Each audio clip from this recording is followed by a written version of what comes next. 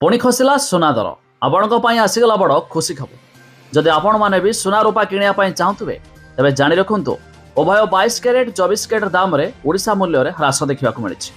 तेज नुआ दर केते रही आसतु ए भिडियो जाना। जदि आपण मैंने भी किणापी प्लान करुवे से दर दे किपारे। जाना पूर्व भिडियो को लाइक करूँ, सब्सक्राइब करनथिले एवं सब्सक्राइब कर पाखर घंटी चिन्ह को दबाई दिंतु।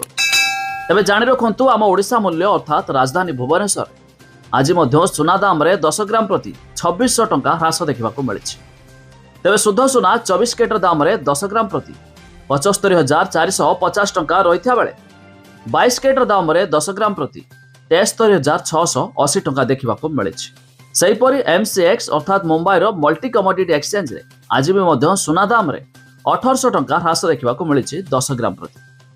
तेज जाणी रखु शुद्ध सुना 24 कैरेट दाम रे 10 ग्राम प्रति 78,480 टंका रही बेले 22 कैरेट दाम रे 10 ग्राम प्रति 75,650 टंका देखा मिली।